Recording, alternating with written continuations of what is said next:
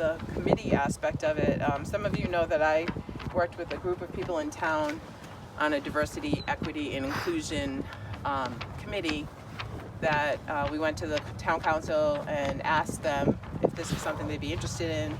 They charged us with, putting together a report, talking to other towns that have diversity, equity, and inclusion committees, and also we did some live Zooms and actually talked to people in those towns and asked them how it worked and how they felt, and people felt safe, people felt heard, and that's the real reason to have one, because there's a lot of people in 2021 that still feel marginalized, that feel othered, that feel unheard, that feel unloved, and that's a terrible thing to feel, and no one should feel that way in our country. No one, right?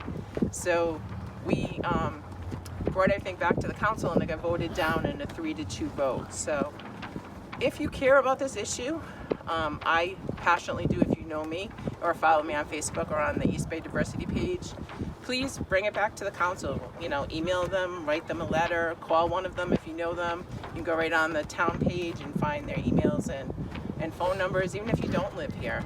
Talk to your council about doing one, because really every single town in 2021 or community should have a diversity, equity, and inclusion committee where someone can go to them and say, I'm being harassed at my job or at my school, or my child's being bullied, or my neighborhood isn't safe, right? Because we feel safe here. It's a beautiful place. I feel privileged to live in Bristol, but I also walk with my husband with my dog, and I've had people look at my husband othered, and cross the street. Or we had a neighbor that called my husband the N-word in Bristol, right up the street.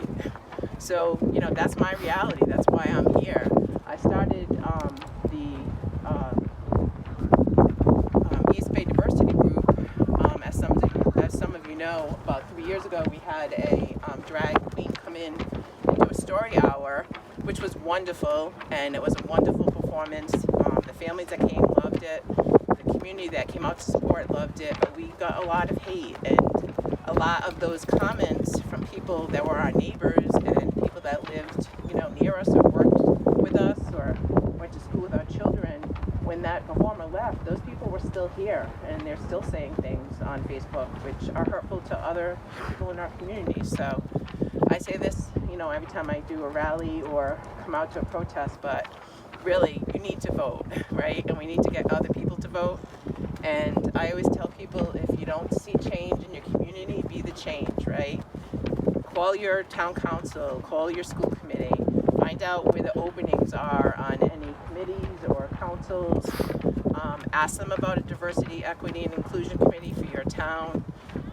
You're welcome to join the public page of the Bristol East Bay Diversity Group. It used to be the Bristol Diversity Group, and then we expanded into East Bay. But there's a public group, and then there's a private page that we have some, really good discussions on and debate on.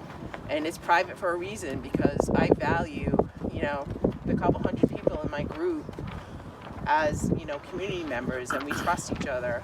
And we keep it private so that they can air things and they can ask questions. And, as Mary said, we learn. We all learn. I'm still learning. So, again, I just wanted to thank you all for coming out. And if anyone else wants to come up, please feel free.